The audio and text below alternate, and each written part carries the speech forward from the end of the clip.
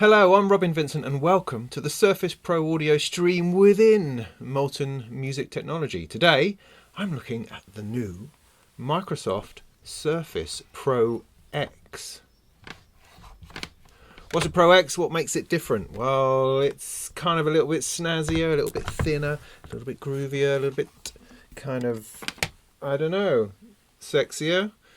Who knows? I mean, this is the fella here. It is a delightful screen. It's slightly larger, slightly thinner bezels than the regular Surface Pro. It does have an Apple feel to it, and I think, generally speaking, it's kind of aimed at the iPad Pro. That's the idea. It's something sleeker, lighter, faster, more go-getting, more cool and hip.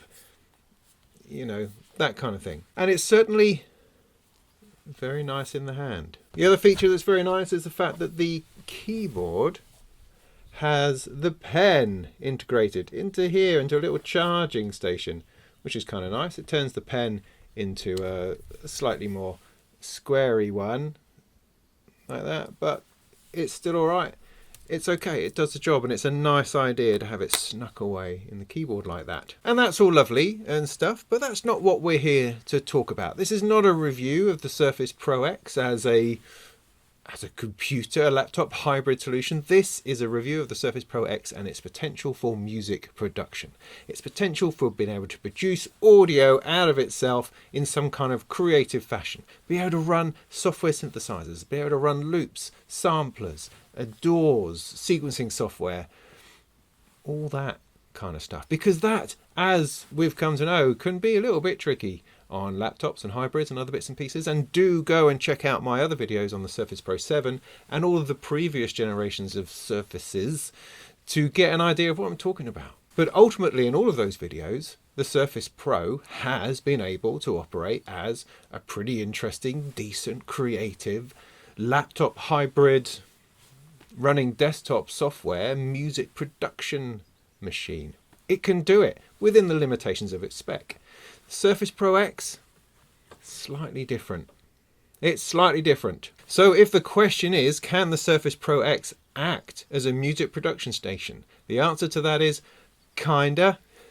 Yes, it can to a degree, and no, it can't. There are possibilities and there are obstacles, essentially. So, well, let's just get into it. There are a certain amount of challenges involved with the Surface Pro X because it's not a normal laptop. It's not a normal Surface. The reason being is that it has a strange processor inside. That processor is called the Microsoft SQ1. It's an ARM processor, and what that means in reality is that restricts what we can actually run on this machine. So rather than just running regular Windows software, Windows hardware, drivers and such like, it has to be a little bit more specialized. It's called ARM64. So the system on here, the version of Windows, is the ARM64 version of Windows. And that means it can run ARM64 drivers and ARM64 software. If you have no idea what that is, no, I don't really know either. But suffice to say, I will demonstrate the struggles that that entails. On the plus side, the Surface Pro X is able to run 32-bit regular Windows software, provided that it's 32-bit. That presents a number of challenges as well. So there are a few challenges with this device, and not least of which is the hardware itself, because in this wonderful unbroken tablet, there are two USB-C ports. Two, which is great. 2 ports is great. That was one of the big bonuses of the Surface Pro 7. The fact that it had 2 ports that we could use. Yay! That seemed like a massive step up. This has 2. They're both USB-C. But that's it. By which I mean there's no headphone port. There's no headphone. So using it for music already feels a little bit hampered. Obviously you can use it with Bluetooth, but Bluetooth is going to introduce more latency, and so that's not an ideal situation. So instead you have to get yourself a little adapter like this, and that takes USB-C into a headphone socket so we can plug it into speakers and hear it, which is what you want when you're making music. Now, the one I have here came directly from Microsoft. I bought it from the Surface store, cost about £8, I think. There are plenty of these available on Amazon for all sorts of devices, but none of them were specific to Windows. And so I figured, why risk getting a little adapter which is probably designed for a phone and then plug it in and have it not work. So what I'm going to attempt to do with the Surface Pro X, I'm going to install some music software, some plugins, virtual instruments, that sort of thing. I then want to see if I can connect a MIDI keyboard to it, see if I can run an audio interface through it, and see if it's possible to record music, make music, play music back, that kind of thing. That's the plan. That's all I'm trying to do. It's nothing too crazy, one wouldn't have thought, but it's been an interesting journey. So let's start with the system as it is, right? So installing software, I'm not going to do the hardware in a minute. Let's start off with the software. So it's a 3 GHz SQ1 processor, 8 GB of RAM, loads of drive space. Yeah, you know, normal things. It sounds normal. That should be fine, we think. So we go along and try to install software. Right, so what software can it take? Well, as far as ARM64 software goes, I don't seem to have a source of any of that. Don't know where any of that comes from. I even asked my Microsoft guy, and he said, I think there's a VLC, you know, that video playing software that turns everything into a traffic cone. That apparently, but otherwise, all the ARM64 software comes via the Windows Store. So this is kind of reminiscent of the first review I did on the Surface Go that had Windows 10S installed. Windows 10S restricts you to the Windows Store and running that sort of software, which is great for people who want that kind of ring-fenced experience. But for us who are installing lots of third-party different bits of software and drivers, that's just not going to work. However, in the Windows Store is Fruity Loops Mobile, FL Studio Mobile, which is great fun. It's awesome. It runs. So that's a possibility. There are other little bits of music software within the Windows Store as well, which are potentially something useful. But I don't want to dwell on those. I want to have a look at the real software that you actually want to run. So Surface Pro X can take 32-bit Windows applications, 32-bit. Okay. Now, when I initially thought about that, I thought, well, that's not going to be a problem. Everything's got a 32-bit version. And I thought, no, actually, the latest version of Cubase is 64-bit only, isn't it? So, okay, so all right. So I'm not going to be able to run DAW Bench then. Let's forget about Cubase. So I then went and downloaded everything else and discovered everything else is 64-bit. FL Studio, 64-bit. Ableton Live, 64-bit. Reason, 64-bit. Studio One, 64-bit. Bitwig, 64-bit. They're all flipping 64-bit. And not with 32-bit versions either. So I had to do some real digging around to find bits of stuff. And the one thing that I did find that's current, I mean, there's older versions of stuff, but what's the point of that? You want to run the latest version of something, don't you? You know, I found an older version of Waveform from Traction, for instance, version 8. They do a 32-bit version of that, which probably means the free version, which they should be about to release now, which is version 8, I think, is a possibility, I suppose. But the one thing I did find was Zenbeats, which used to be Stagelight. It's now by Roland, called Zenbeats, and it's a cool piece of software. It's cool for many reasons, particularly because it's fantastic with touch, and also it runs on everything. It runs on Linux, it runs on your iPhone, your iPad, your Mac, your Windows, everything, 64-bit or 32-bit. Brilliant. It has performance elements into it, like loop triggering and that kind of thing, as well as operating as a regular DAW. And if you upgrade to the full version, you can get VST plugins there and everything else. So nice one, Roland, in keeping that going. So that is going to form the basis of everything that we do in this video, because it's really the only thing I could get to run. Now, I should absolutely say at this point that the reason, as I understand it, the reason why it can only run 32-bit Windows applications is not a hardware issue. It's not a software issue. It's not a problem with Windows. It's a licensing issue.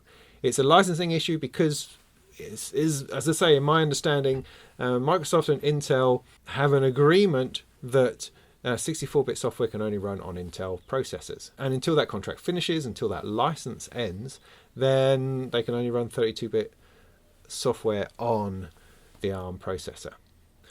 That all sounds a bit weird, but that's what I heard. And I'm going with that. I know you're going to be saying, so what about AMD then? Well, apparently they've managed to work out some kind of weird workaround, but I don't know anything about that. But what this means is that potentially in the future, I hear it's the end of this year, this may be able to take 64-bit normal software, in which case it opens it up to every single piece of decent software on the planet. And that's going to be a lot more helpful. So at this time, massively restricted to 32-bit software, 32-bit plugins, and that is definitely a shame and is going to hamper its performance, massively. However, I do have 32-bit Zenbeats. I will show that. I will demonstrate it working with 32-bit plugins so that we can say whether it works or not.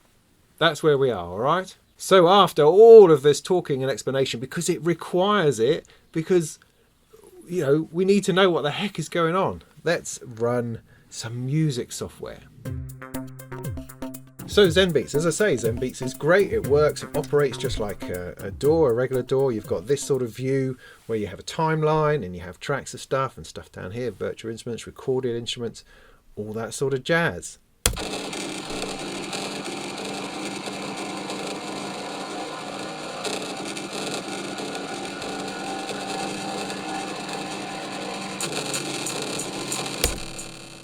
Doesn't sound that great, does it? No, it most certainly does not.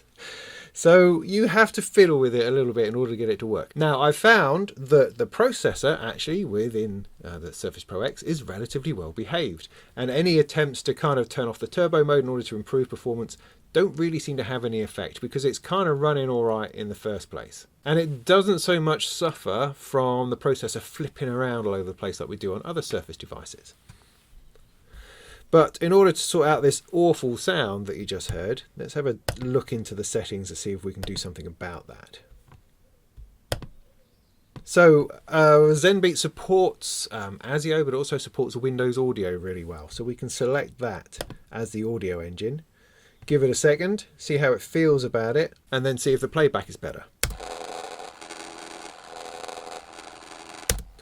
No, not really.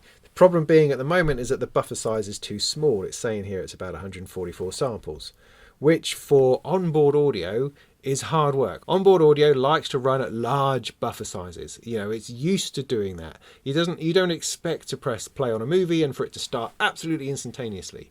You're quite happy to press play and let it go, and then it comes in.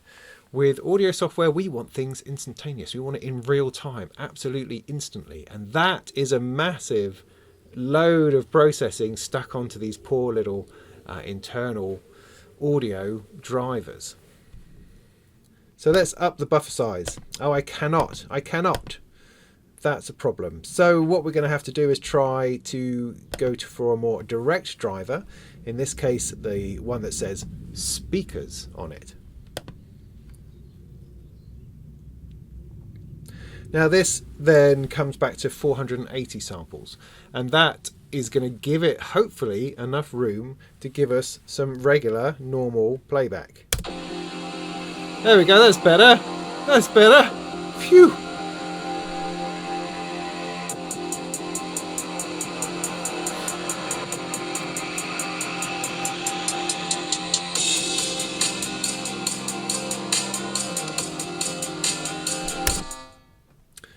So that's something. We've got playback, got it through the speakers. Now, we don't really want it through the speakers because it doesn't sound that great. I mean, I know they've probably worked really, really hard on getting great speaker playback within the Surface Pro X itself, but it's not going to work for us. So, I'm going to use my special fancy adapter that I mentioned.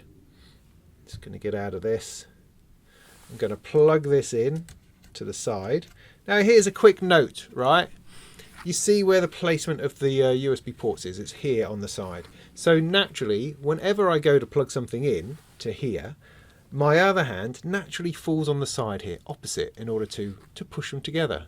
The problem is the power button is right here on this side. So I found all day today, as I've been working through this and working it out, that as soon as I plug something in there, I accidentally push the power button and the thing shuts down. You think, doesn't anybody try these things out at Microsoft? I mean, on every other Surface, the power button's at the top here. And that's easy. That doesn't go against anything. There's no chance of accidentally doing anything with that. Over here, just God, having to think about it all the time. Somewhere along here is a hole for this thing. No, I'm not going to find it. So yeah, it's not very impressive, I know. But anyway, that's plugged in. So let's go back into Zenbeats and see if we can now allocate it to that.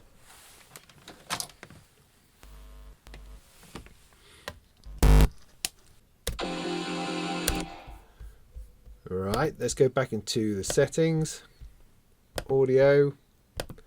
We now have a headphone driver has appeared. Headphones, Surface, USB-C, audio adapter. There you go. That's pretty awesome. We'll go for that.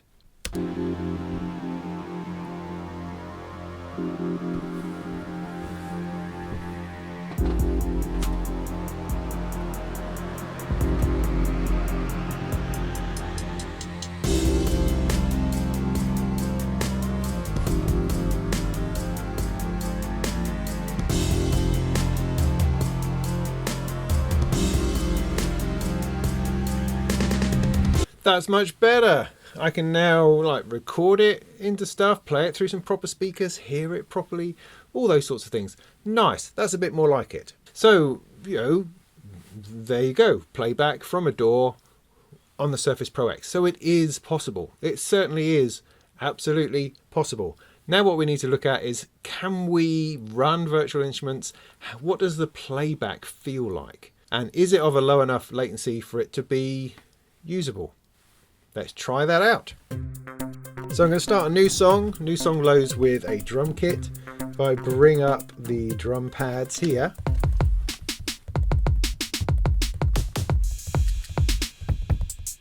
I can play them directly on screen because it's a touch screen. It's a touch screen, everybody.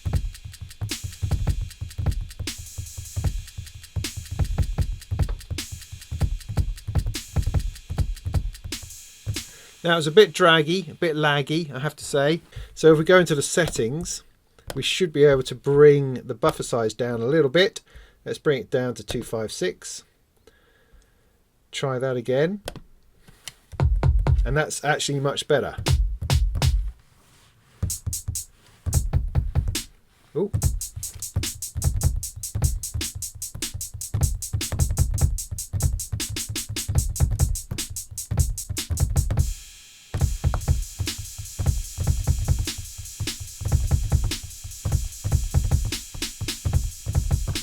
So let's try another track of an instrument.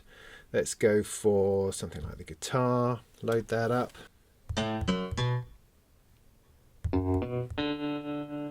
That one, I like the vibey one. Let's go with that. So have an on-screen keyboard.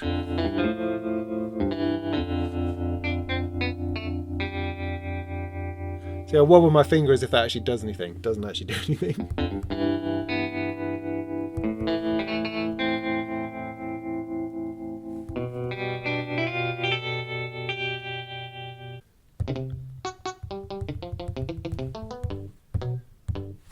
So yeah, great. Let's try something like the Prophet 5 from Arturia.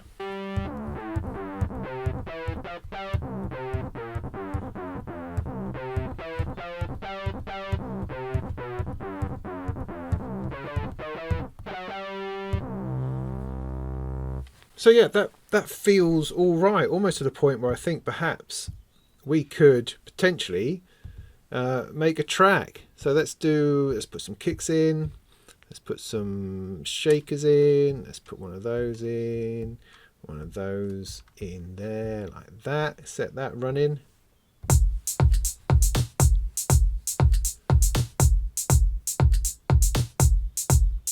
Put something in here.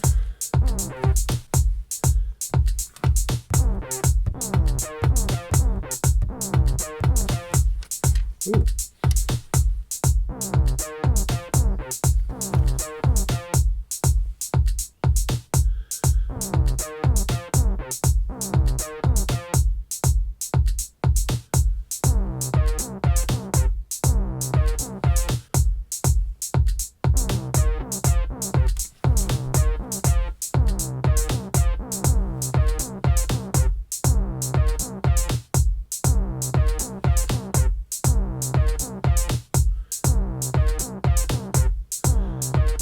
Let's add another instrument.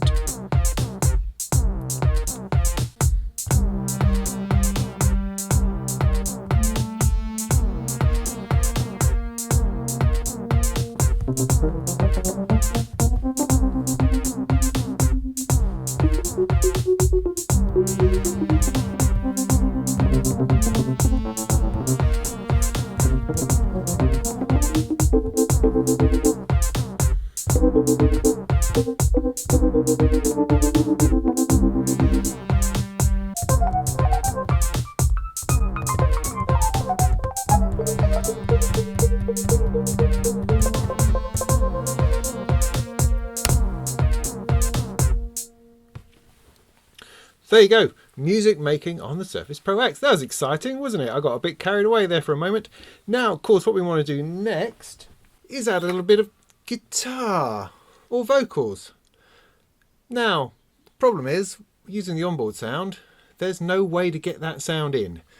There's a microphone array built in to the laptop itself, which you could potentially sing to while, I guess, listening on headphones. How great is that going to sound?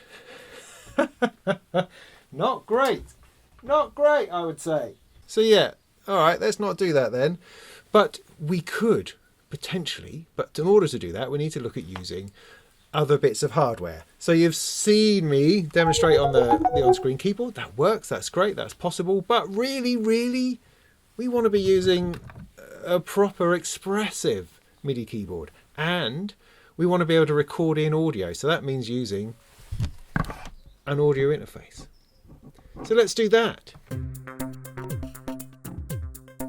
So how do we install the MIDI keyboard? This is just a simple one from Native Instruments called the Complete M32, I think it is, and it installs via USB. So I have a USB cable, and of course on the end it has a regular USB socket, so I had to get an adapter, a little adapter. You could use some kind of hub if you like, but I got these quite cute regular USB to USB-C adapters, stuck that on the side, and you plug it in the free port somewhere here.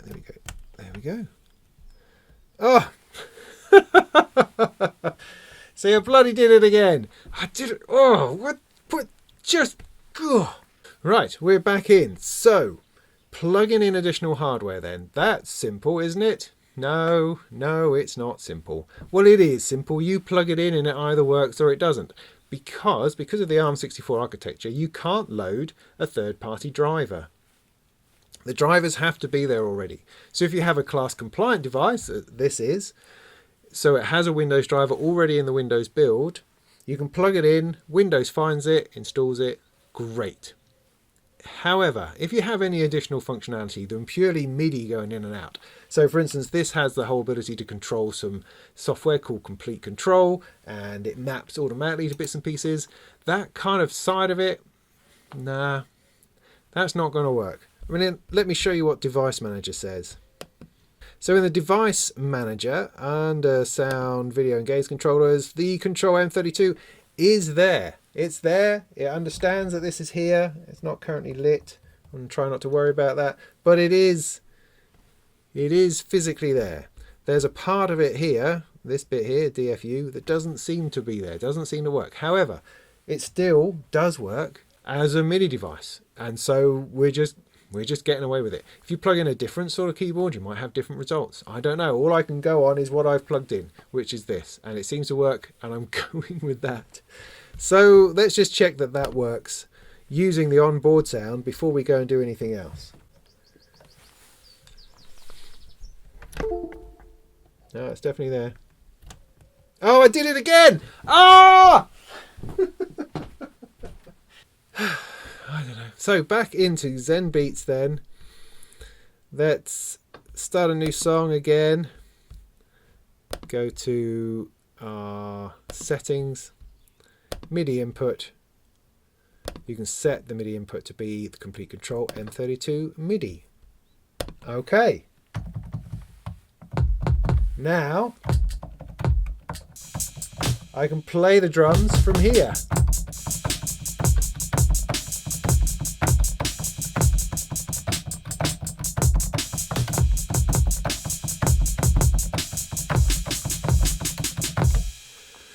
Not too bad. I can feel some kind of lag, but you know, it's not so bad. It's not so bad. Let's add another track. Let's see if I can play something a bit more piano-y.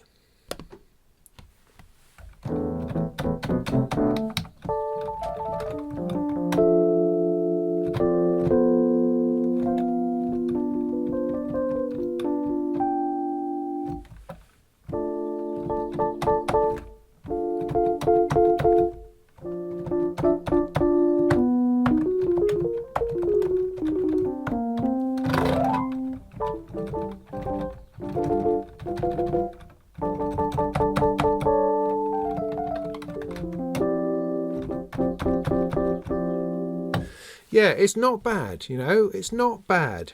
Looking at the audio settings, it's at 256 samples, which I'd normally expect to give 10 to 20 milliseconds of latency. That's sort of what you're feeling. Ideally, for latency, you want to be under 10 milliseconds, because that's when it starts to feel a bit more like real time. So we could try going a little bit lower. Downside being that it's going to put more strain on the processor.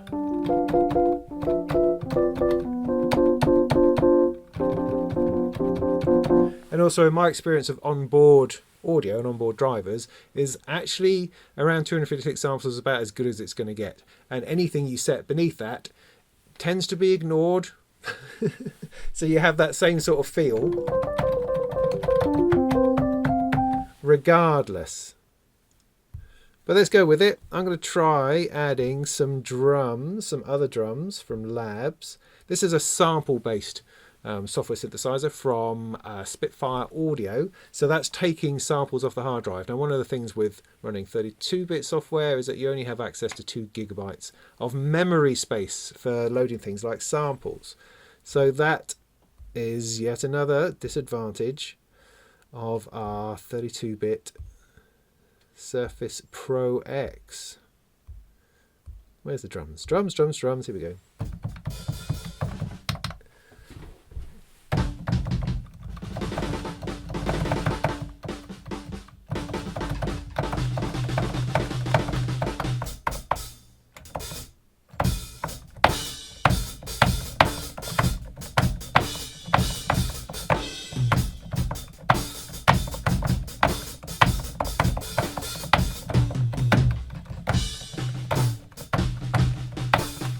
Ooh.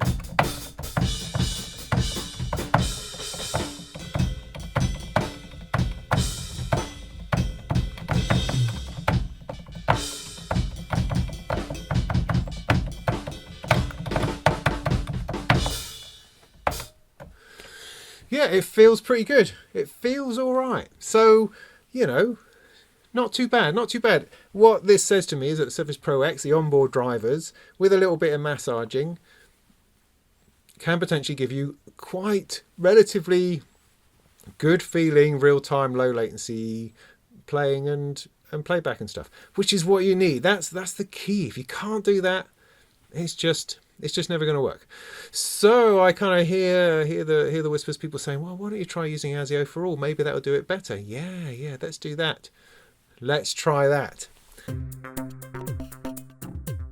What's ASIO for All? Well, ASIO for All is a piece of software. It's a wrapper, if you like, that wraps up drivers and allows you to run them at a lower latency, usually in better performance in software applications, if a system doesn't have its own ASIO driver.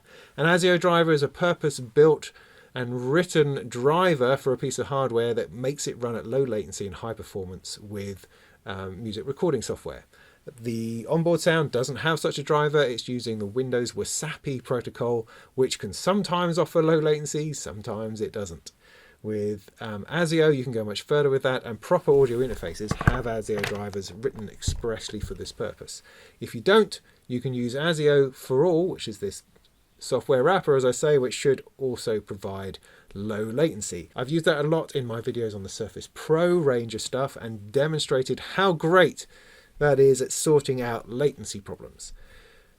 Let's try it in here. Now, it does install because it is a 32-bit piece of software and it doesn't actually contain any drivers. It just wraps up the existing drivers. So ASIO for All. Now, this gives us a choice of buffer sizes within this piece of software.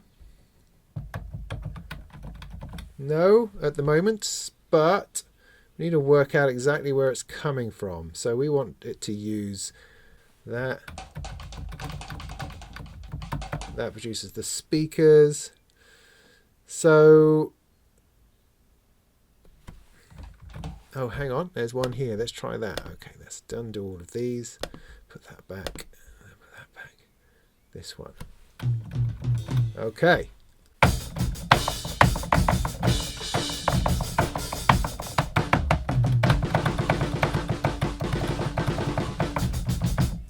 Yeah, not too bad. And that's at a buffer size set to 512 samples. If we take that down to 256.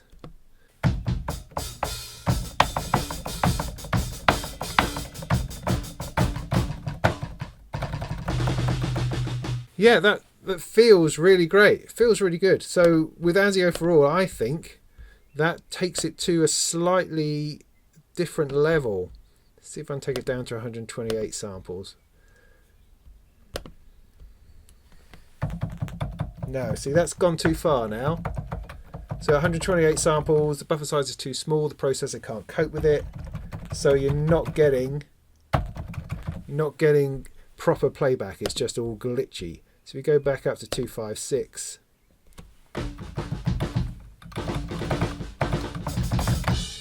That's definitely the place you want to be. So there you go, ASIO for All doing its job really very quite well using the onboard sound. We've just got a little bit of fiddling around to work out which driver to use within ASIO for All itself. It's a little control panel here.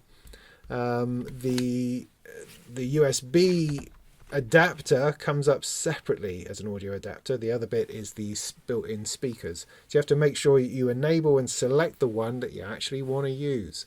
That's quite important. Right, so we've got low latency, we've got audio coming out, we've got music being made. The last piece of the puzzle then is how do we get sound in? So we're going to have to employ an audio interface. So that's next. Now, installing an audio interface was the same as installing the MIDI keyboard. You have to plug it in the side and hope that Windows has a driver. Now, I did try the Motus. I got up here, the Motu M2 and M4, and it seemed to install, but then it wasn't able to connect up with its own control panel, and so ultimately it failed. With the Complete Audio 6, which is what I have here, again on a little adapter, this was more successful. Don't press the button on the side. Don't press the button on the side.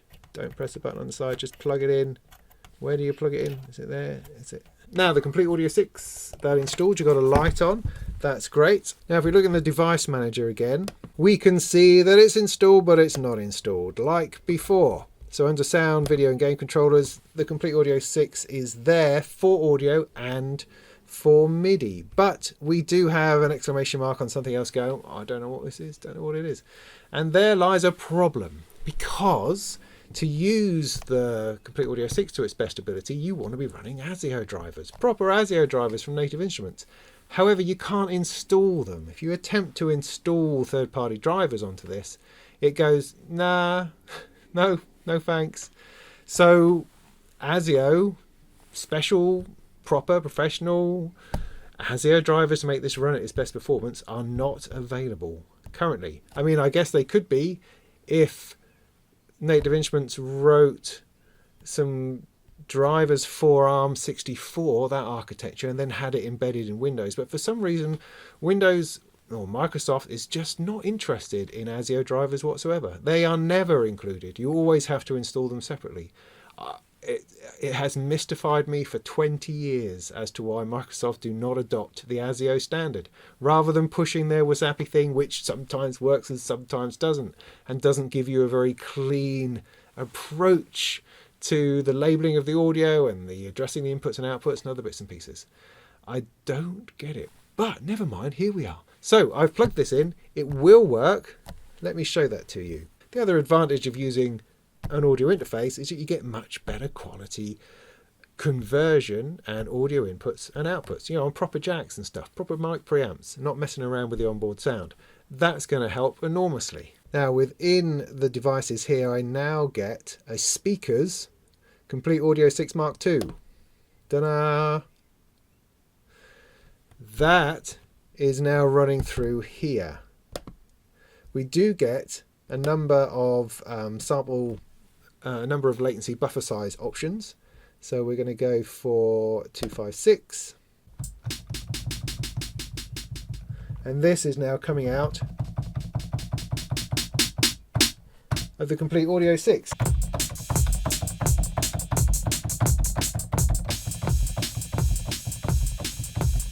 It's not too bad. It feels similar to the onboard audio. Well, why don't we then, in that case, try ASIO for all. Now, the onboard is still there. The headphone socket, of course, isn't. But the Complete Audio 6 Mark II is there. It's got this output here.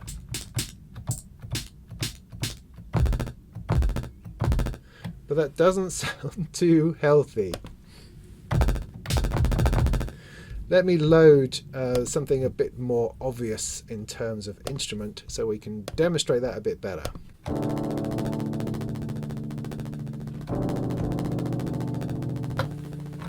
That is sadly what we get using ASIO for all with the Complete Audio 6. Weirdly, I can't get it to do anything other than that. No matter what buffer size I set, no matter what tweaks I try to do, ASIO for all and this combination is not working out, unfortunately. It seemed to work okay with onboard sound.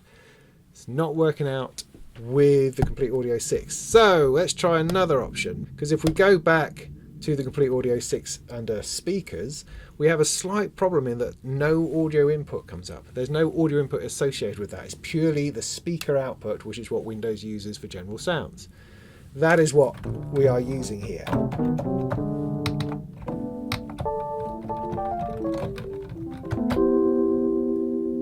Which works fine. However, we want to be able to use the inputs as well. So for that, we need to set it to Windows Audio. Now, unfortunately, when using Windows Audio, it restricts you to the buffer size. It sort of says, no, this is what you're going to run it at, which is frustrating. But as it happens, it's not too bad.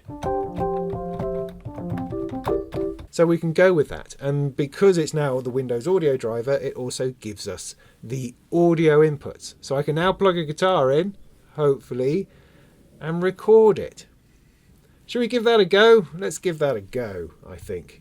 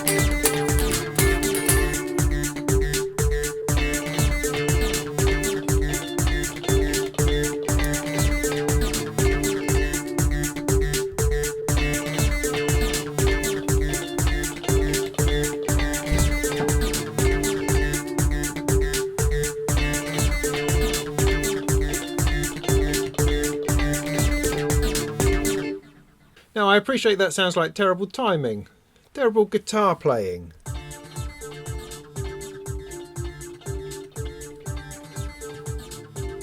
But actually this highlights another issue we've just run into, and that's purely because we're not using ASIO drivers. With ASIO drivers on the Complete Audio 6, the input latency, that's the recording latency, is very, very low, down to tiny amounts of milliseconds. Whereas unfortunately, because we're using Windows audio drivers of some kind with this device, that is simply not the case. And what happens is there's such a large delay between the input coming in and it recording it that it ends up being offset. I mean, you can see it if you go into what they call the audio editor in Zenbeats, which isn't really an audio editor at all, because you can't edit any audio. So this is the front end of the waveform here, and as you can see, it's a whole chunk away from the beginning. I mean, yeah, my guitar playing's sloppy, but it's not that sloppy. And so this is why we're getting this terrible lag between the drums and the other synths you can hear and the guitar bit. So you think, well, all right then, well then let's just edit it, let's adjust it. But unfortunately in Zenbeats you can't. There isn't really any audio editing. I can change the loop points, but I can only bring them in, I can't offset them. So I can set the start of the loop to where the guitar starts, but then it's going to end early because I can't extend the loop at this end, annoyingly. And so what happens is you end up with an offset piece of audio. So if you're recording from a guitar, an instrument, a microphone or whatever, it's always going to be off to what you're recording to. Now, there are ways around this. I mean, it's not an uncommon thing to struggle with input latency. And so we have direct monitoring on things in order to be able to monitor what you're doing, so you can hear the guitar directly through the audio interface without going through the computer and experiencing the latency, so that you can play along properly. And if your software then has delay compensation, and so it's shifting the audio for you, or it even lets you shift the audio, then that's okay, you can get away with it. Unfortunately, Zenbeats doesn't have delay compensation as far as I can tell, and it doesn't allow us to shift the audio afterwards. If we were doing this in the main timeline, then there's a little bit more room for moving the audio that's not fixed to a grid. But because I was in the loop part of it, I don't have that facility. So if we look into the settings, we can see what that actually is. If we go to audio, it says here that recording latency is 3,353 samples. That's a lot.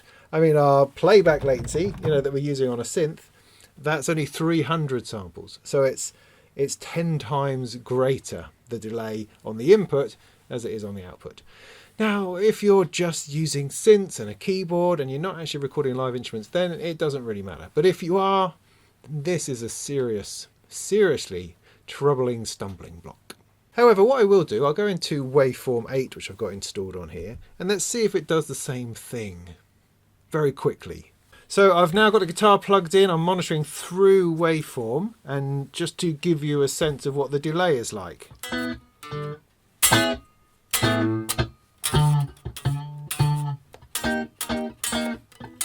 So if I put this closer to the microphone so you can hear me hit this.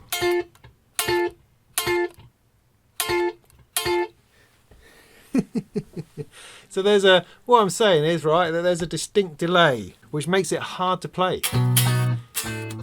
So if I turn off the input monitoring and turn on the monitoring on my audio interface here, I'm now listening to it in real time.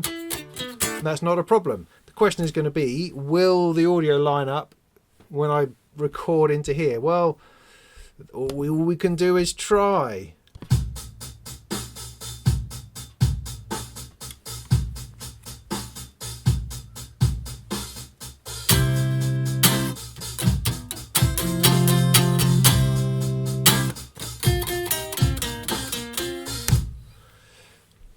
Okay.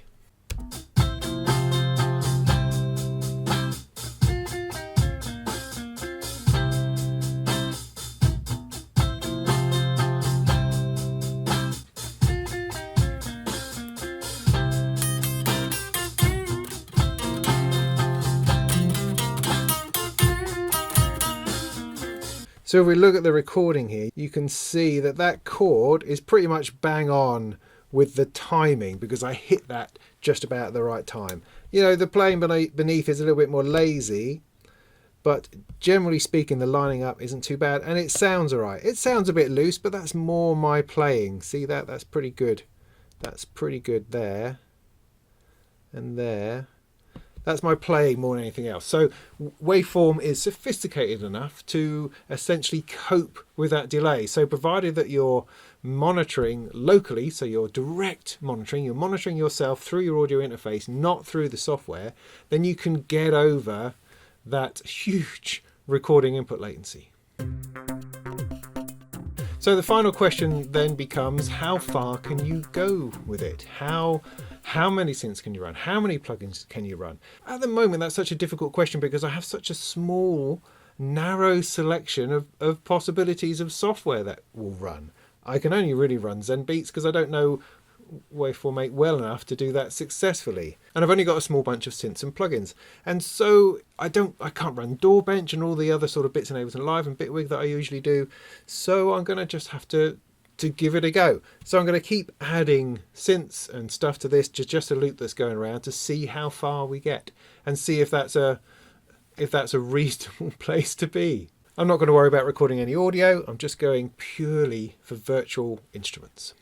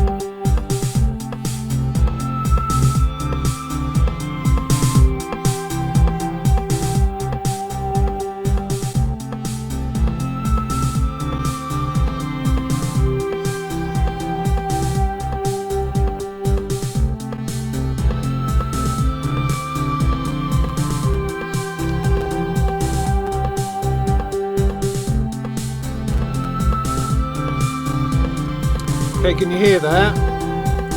It's just starting to crackle up.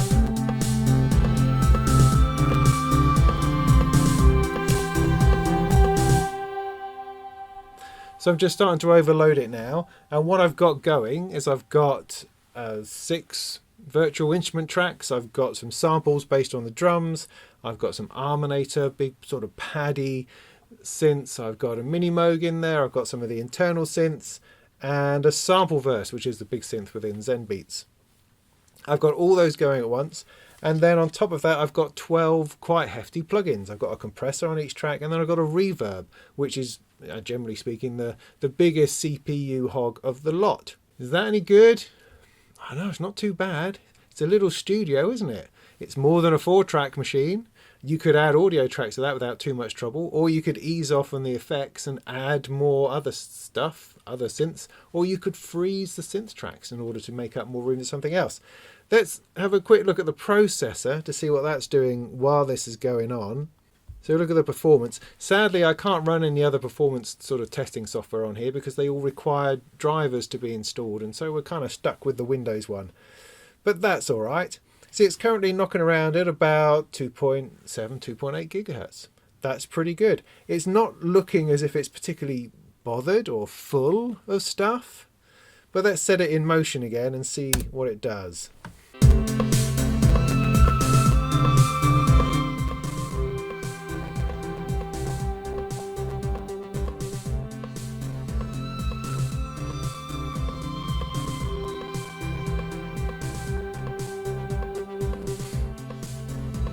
So what we can see from our little graph here is that it's at about 2.7, 2.8. The CPU speed is very, very stable. The actual usage is only about 30%, so it's not using the whole processor at all, That could be for a whole number of reasons. It may be about individual cores, it may be that we're not really seeing this reporting properly, or it may just be that this is the limits of the system. If we look at the individual cores within the CPU, we can see that some are handling a lot more than others, which is interesting. Now let's see if we can improve upon this by changing the settings, changing the audio buffer. See, I can't increase that because I'm using Windows Audio. If I was to change that to speakers, so I changed to Windows Audio so I could use the audio input. If we change that to speakers, it gives us a larger buffer size to play with. Let's see whether that helps at all.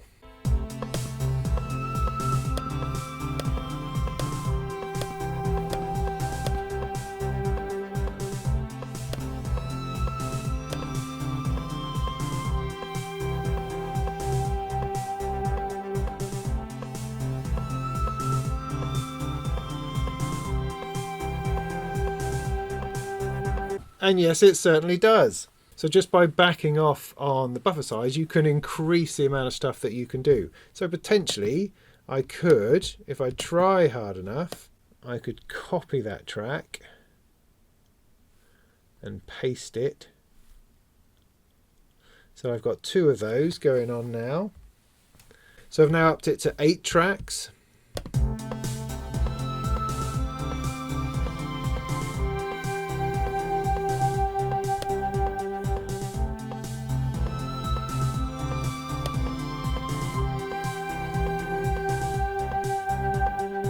Utilization is much better as well, so you can see the effect of increasing the buffer size and and investigating and tweaking those drivers depending on which version of driver you're kind of using, and that gives us more headroom, more space to play.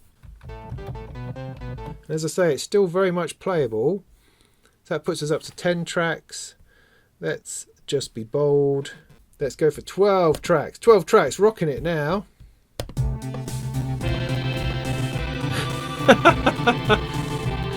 Yeah, no, not quite.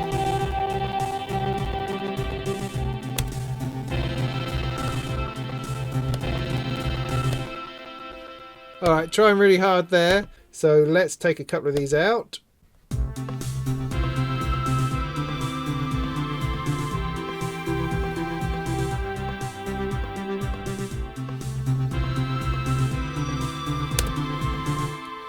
So that seems to be about as far as I can push it. So that's 9 instruments, all loaded, all playing. Each of them's got a compressor and a reverb. So that's 9 instruments, 18 effects, 9 of which are reverbs. That's pretty good. That's a decent set of parameters in which you can make music. Let's just check on the CPU usage.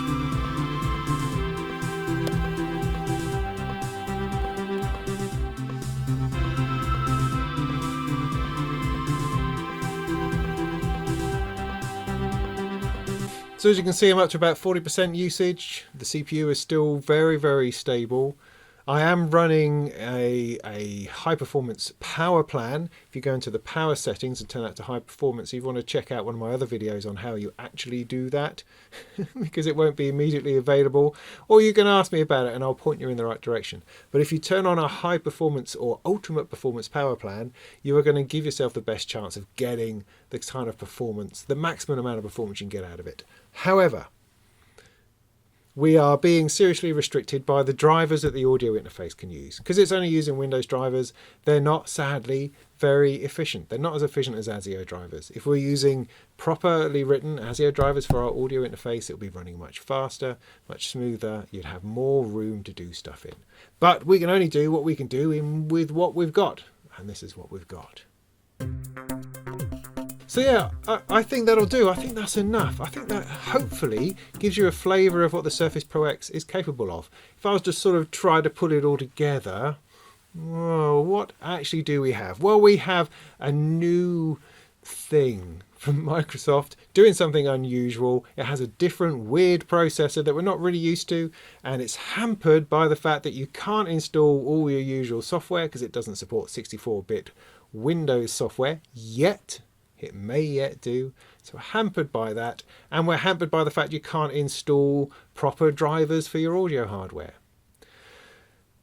But those things aside, it's actually quite a capable little machine. It reminds me very much of the Surface Go, that it's got a very similar level of performance where there's something there. The processor is relatively stable. You can get low enough latency so that when you're playing with the keyboard it sounds alright and feels alright. So it definitely has potential.